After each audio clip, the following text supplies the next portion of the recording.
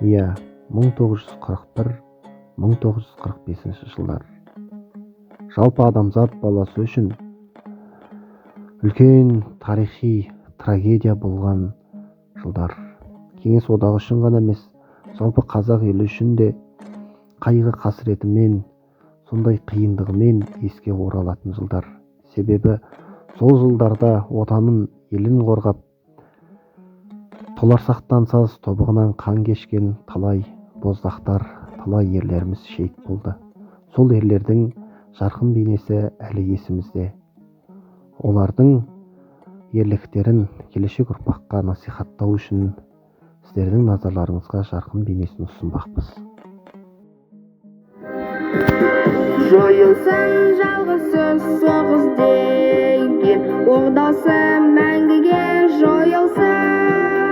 Бомбаның орнын тегістеген күректер музейге қойылсын. Кел достарым, ән бастайық, көтеріп жаңғыртып. Даласында баласын ана, жоқтамасын мәңгілік. Даласында баласын ана, жоқтамасын мәңгілік.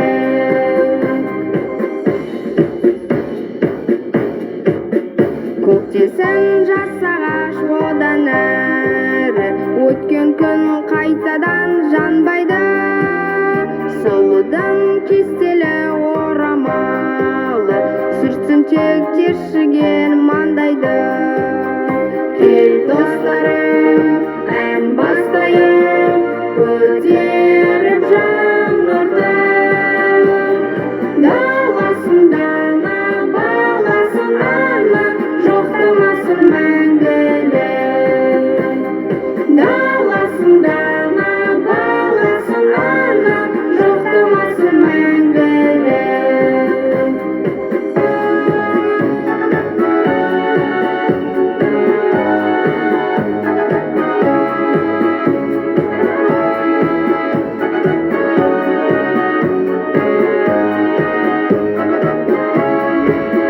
Жойылсын жалғызсыз соғыс деген оғдасы мәңгілік жойылсын.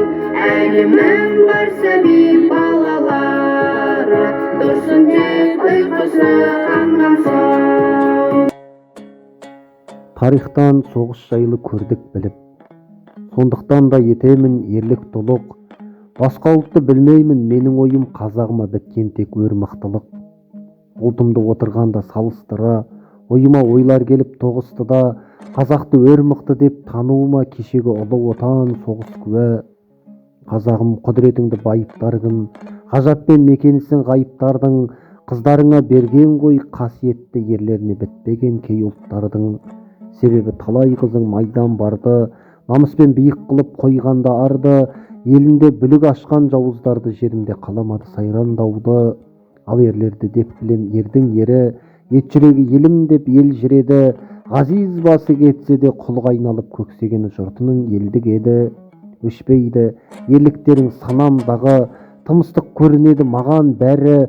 Бүгінгі жеңіс деген ұлы сөзде бабамның жатыр оғын сан арманы. Ұрпақтың сендер құнды жақыт ұсың, ұмытпас естелікпен уақыт ісін. Кеңестің жеңісі үшін емес олар, келешектің аттанды бақыт үшін.